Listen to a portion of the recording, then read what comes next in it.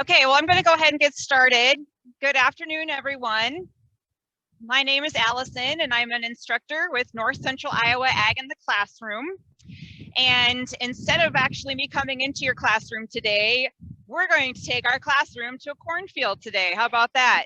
So I'm standing in the middle of a cornfield. We are in southern Webster County, actually behind me. You can probably see maybe the elevator in Boxholm, but we're close to the tiny town of Boxholm, which for Community Christian, it is south of you about 20 miles of Fort Dodge. So we're here in a cornfield. We've already kind of started harvesting, as you can see behind me. We were blessed with some rain yesterday, which was much needed, gave the farmers a little bit of a break from going really hard on harvesting. But because it was so dry here in Iowa, the moisture really went away quickly. So we were able to get back in the field today. So I'm glad that we were able to do that so we could continue on with our planned farm chat. So I'm going to flip the camera here. But here's our ride for today. This is the combine that we will be harvesting our field corn in. And here is our farmer that's going to be leading us in our farm chat. This is my husband, Jeremy Swanson. And he's going to tell you a little bit about the harvesting process, what we use this corn for, some different things that we use on our farm to make sure we're growing the best crop available. And at some point, we'll open it up to questions. I'll let you know in the chat box when we can do that. But I'm going to hand the headset over to him real quickly, and he's going to tell you all about our Harvest Farm Chat today. So thanks again for joining.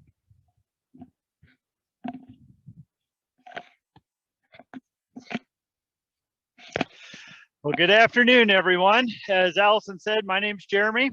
I farm here in northern Boone and southern Webster counties, between Dayton and Boxholm and Pilot Mound. We raise corn and soybeans and commercial peas and commercial sweet corn. We'll talk a little bit more about that after a bit, but while we're standing outside here, let's I would show you around the combine just a little bit so you can get familiar.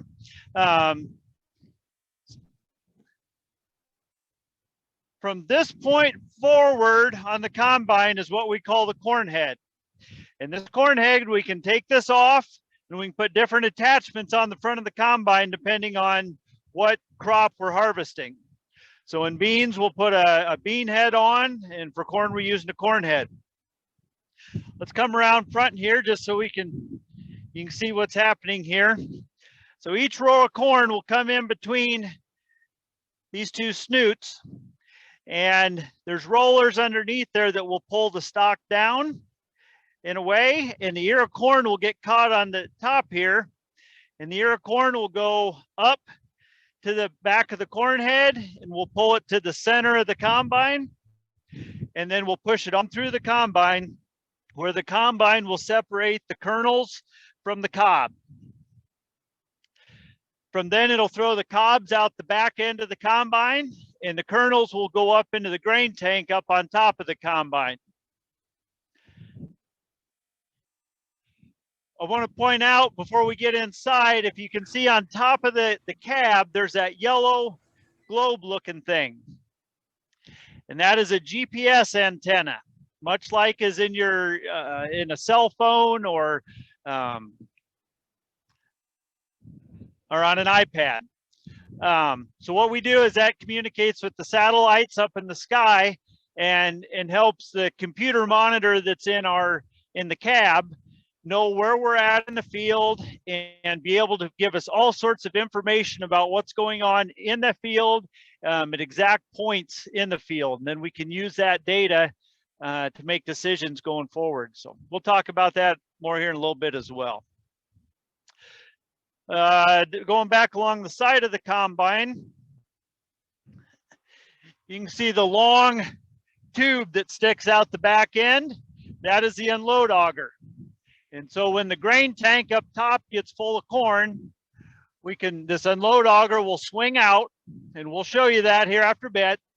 And all the corn will come out through this unload auger into our grain cart or into the semi. So let's hop up in the cab and let's do some combining.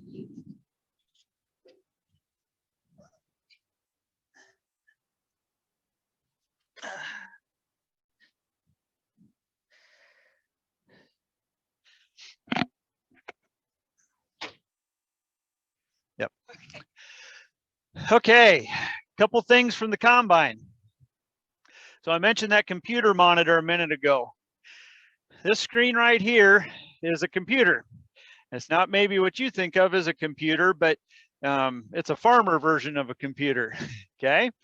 And so what we can do with this is it gives me a map of my farm. And these areas, well, let's go back to the blue one. So these bluish already harvested. In this map, of my corn is in each spot across the field.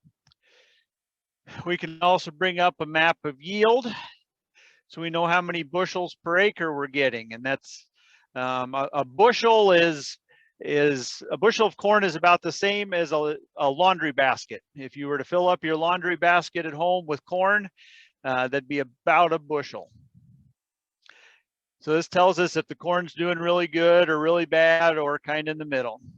And then on the side here, we get all sorts of additional information, how many acres we've covered and that sort of thing. So it's pretty helpful in helping make decisions going forward.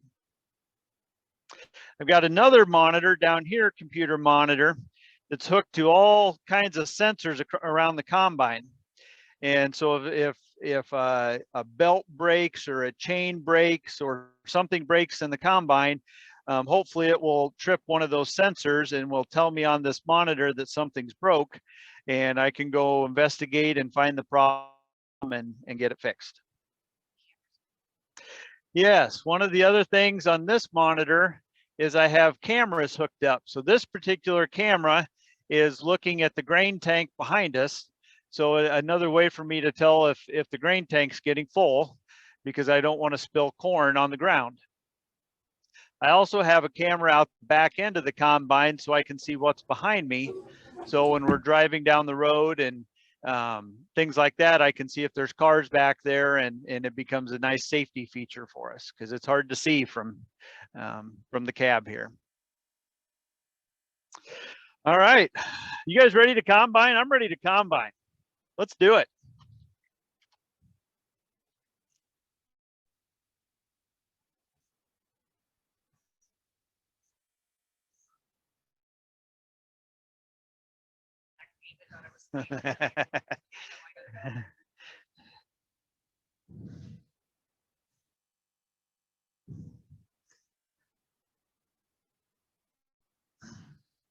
So we started planning for this corn crop about 1 year ago. So last fall, October, November at this time, we were making decisions on what kind of corn we were going to plant, how much fertilizer we were going to put out, whether we were going to plant corn or beans. All those decisions we started making about a year ago. And then we started lining up that seed in the winter, getting it shipped to our farm. And then in the spring, we got it planted. So this crop has been a long time coming. So it's pretty fun to be able to finally see the rewards of a year's worth of hard work. So as we get enough bushels to take a load to town, we'll fill the semi up and take the semi to an elevator or maybe an ethanol plant, but ours today is going to an elevator, and we'll deliver it there. And then when we're ready, we can sell those bushels to the elevator and they'll pay us for them. From there, that corn could go a number of different places. In our geography where we're at in Webster and Boone County, most of it will probably either go to a feed mill where it'll be ground up and fed to probably hogs, or it could go to an ethanol plant where it could be ground down and processed to make ethanol, which would go to fuel your parents' cars. A couple other things that it could go to, or things that corn's used for that you may be familiar with, things like potato chips, or corn chips, cereals, and pop.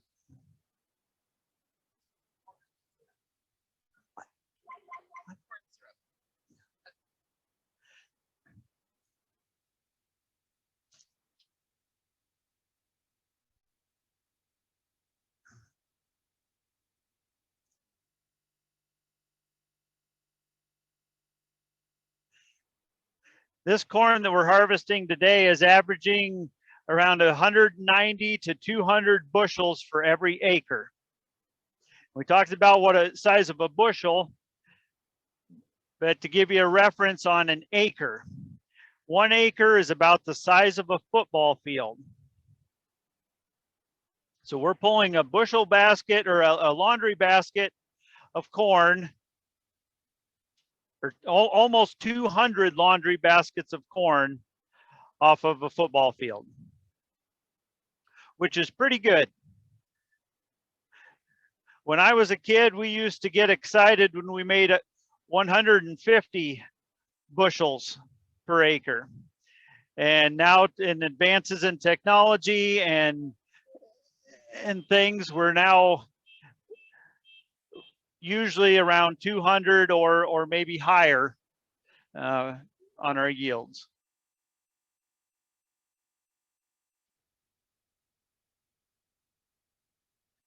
As I mentioned, on my farm, I also raise some commercial peas and commercial sweet corn. Those go to a plant up in Minnesota when they're harvested, and they are frozen, and you can buy those in the frozen food aisle at any of the grocery stores around here. So if you go and see a package of frozen peas from Bird's Eye Foods, there's a chance that those peas were grown on my farm.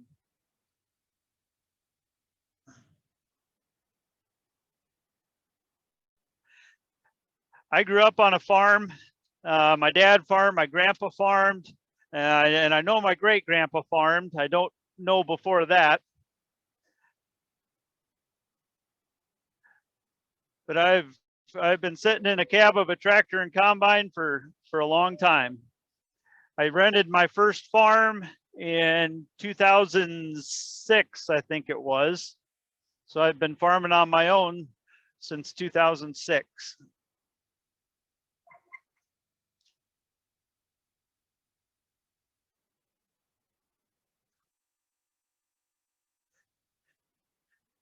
So that's John in the grain cart. John is a neighbor of mine. And about 10 years ago, John and I partnered up and decided to start harvesting together. So John owns our combine and the corn head, and I own the tractor and the grain cart. And we don't have the semi in the field with us today because it's still just a little bit muddy. But then I own the semi. So then we work together and share labor, and we get his crop and my crop harvested by working together.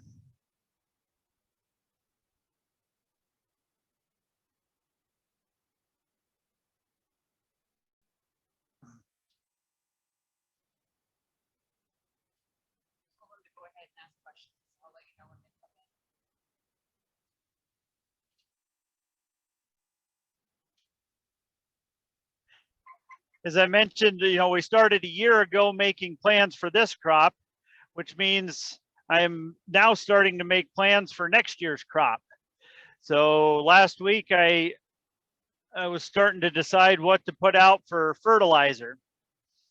And if you're wondering what fertilizer is, it's basically plant food for the crop. So the majority of the nutrients that the corn plant needs comes from the soil. But when we take those kernels of corn away from the field, some of those nutrients leave with it. And so we need to put those nutrients back so we don't reduce the nutrients in the soil. And so that's what we try to figure out now is as we figure out what we're harvesting and how many bushels we're taking off, we can decide how many pounds of fertilizer to put back, because we want to have enough food for next year's crop. What do you do if the corn head gets clogged? What do I do if the corn head gets clogged? We stop, and there's some features on it so that we can spin it backwards and try to help push out what's clogged. And usually that's not too much of a problem with the corn head, but the bean head, that does happen some.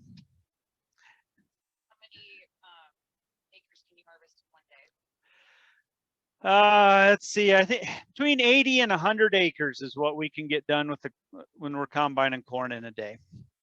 Yep, good question. How many acres of corn do you harvest in a year? We harvest about, it's about 850 or 900 acres of corn a year between John and I working together. Yep. Okay. Well, let's switch over and we'll hop in the tractor for a minute, give you a ride in there, and you can watch the combine from that angle.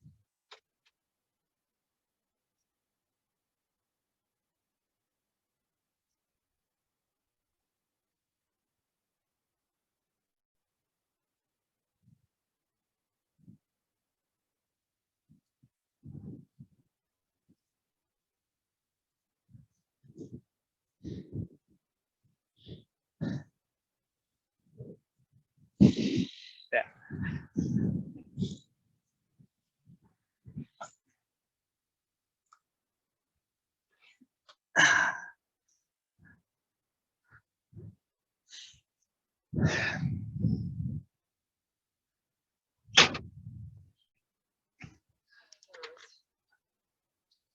What kind of fuel does the combine use?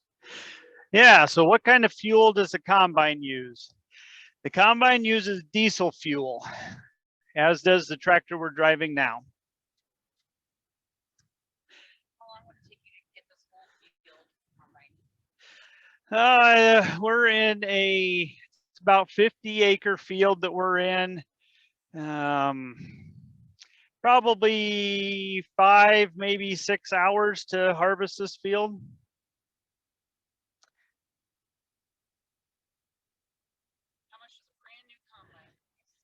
How much does a brand new combine cost? Well, I'm not real sure. A lot more money than I've got.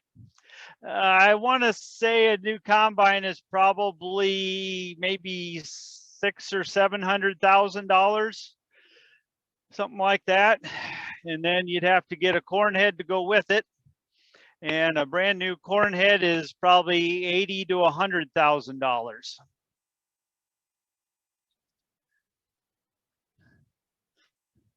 So it takes a lot of money to buy a brand new one.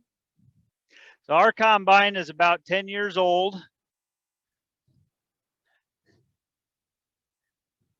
We keep it cleaned up and we do a lot of maintenance on it, a lot of work on it to keep her running good, and it does a good job for us. How fast can the combine go? Through the field, a combine will go, usually we'll run 4 to 5 miles an hour, maybe 5.5 or 6. Going down the road, a combine, ours goes about 18 miles per hour. How do you know when the corn is ready to be harvested? Yeah, so how do we know when the corn is ready to be harvested? It's by moisture. So what we'll do is we'll go out and pull a few ears, and we will just use our hands and shell the kernels off.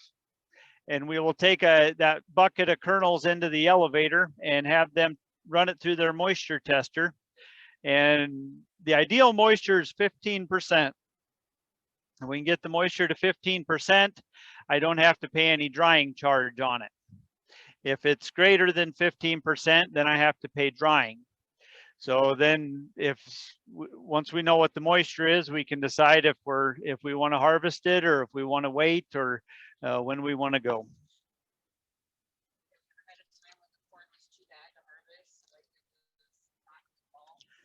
Was there ever a time that we couldn't harvest the corn? Yes, we had a year, this is a long time ago, it's probably 15 or 20 years ago. A hailstorm came through and the hail just completely destroyed the corn crop where there was nothing left to harvest. So we had worked all year long and spent a whole bunch of money, and then at the end of the year we didn't get anything because the hailstorm took out the entire crop. Now there's some things we can do. We can buy some insurance to help help us offset those costs. But when Mother Nature decides to throw a hailstorm at us, it's it's usually a bad day.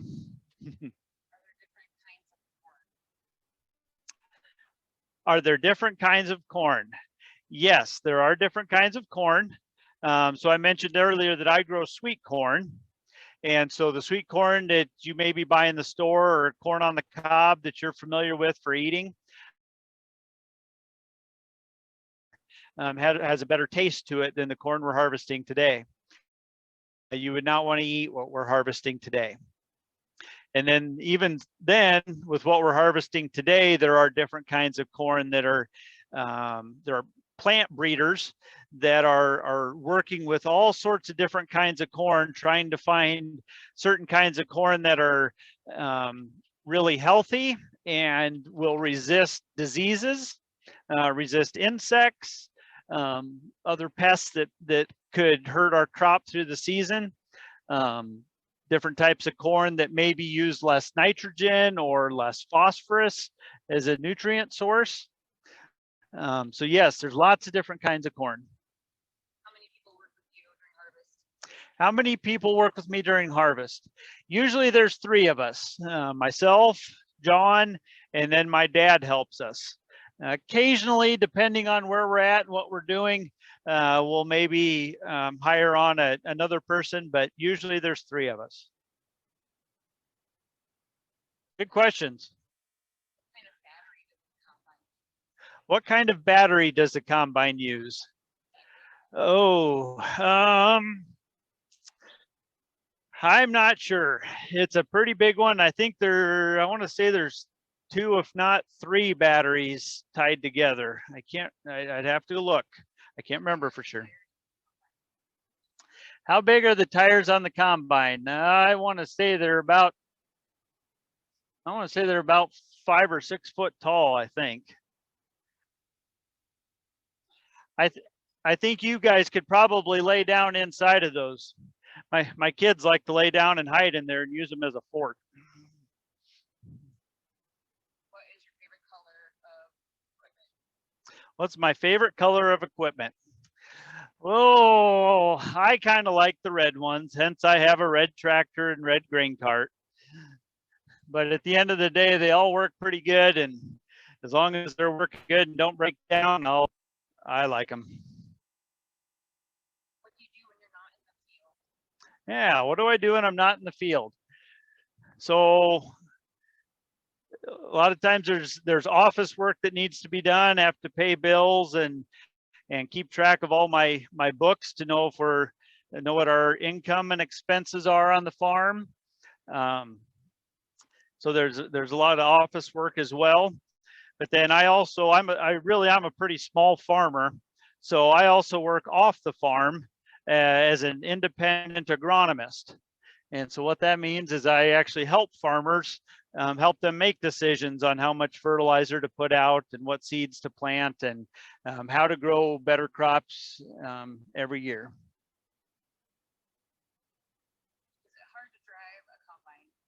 Is it hard to drive a combine?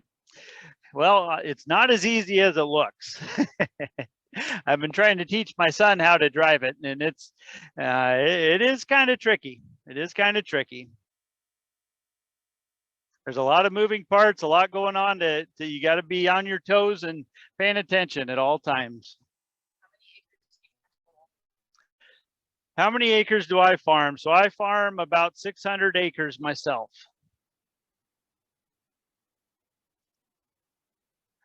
About half of it's corn and half of it's soybeans.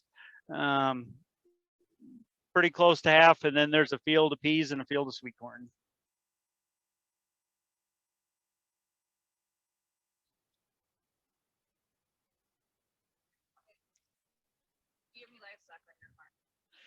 Do I have any livestock on my farm? No, I do not have any livestock.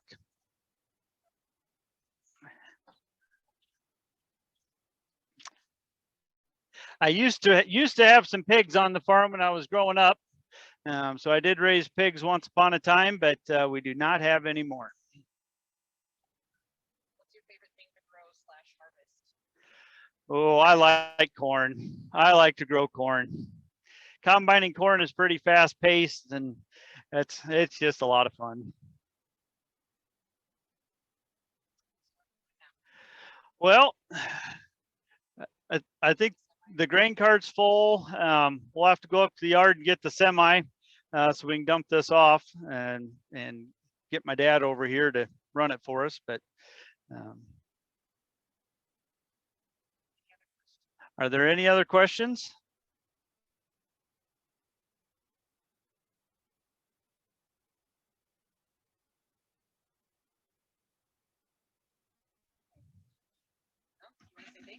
Well, thank you all for letting me come to your classroom today. Hope you've learned something and enjoyed your ride in the combine.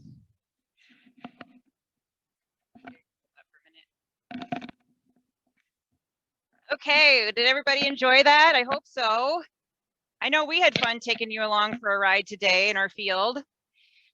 So that concludes our Harvest Farm Chat. And thanks everyone for joining, like I said. And I think I'm seeing all of you in the winter when I come to you this time, so we can learn about some different things that have to do with agriculture, okay?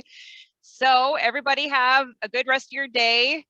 Southeast Valley teachers, good luck with conferences the rest of this week. And yep, we'll see you all soon. Thank you. 1, 2, 3.